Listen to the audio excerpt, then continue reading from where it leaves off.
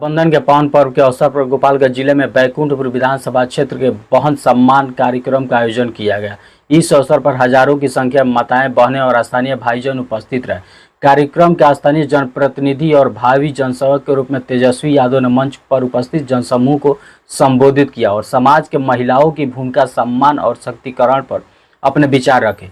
कार्यक्रम में पहुंची हजारों की संख्या में बहनों ने मंच पर पहुंचकर तेजस्वी यादव की कलाई पर राखी बांधी, अपने लिए सुरक्षा, सम्मान और सहयोग का आशीर्वाद मांगा। राखी बांधते समय बहनों की आंखों में विश्वास और आशा की झलक साफ दिखाई दी।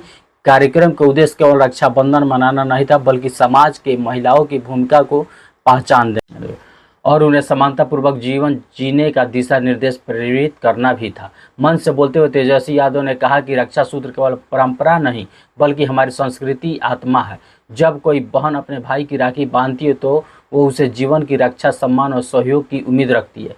हमारा कर्तव्य है कि हम उन उम्मीदों को न सिर्फ सुने, बल्कि उन्हें पूरा भी करें। बहन का सम्मान कार्यक्रम में सामाजिक समानता, भाईचारे और महिला शक्तिकरण का अनूठा उदाहरण प्रस्तुत किया।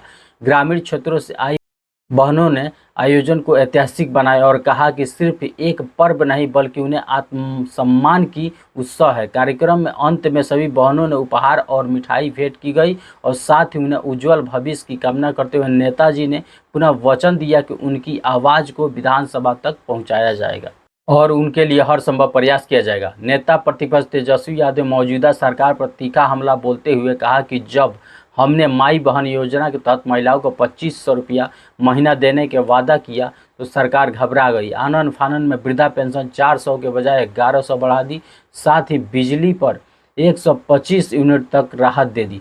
तेजस्वी यादव ने कहा कि हमारी योजनाएं जनता के हित में है और सरकार को जब लगा कि लोग इससे प्रभावित हो रहे हैं तो उन्होंने हड़बड़ी में योजनाएं की घोषणा कर दी।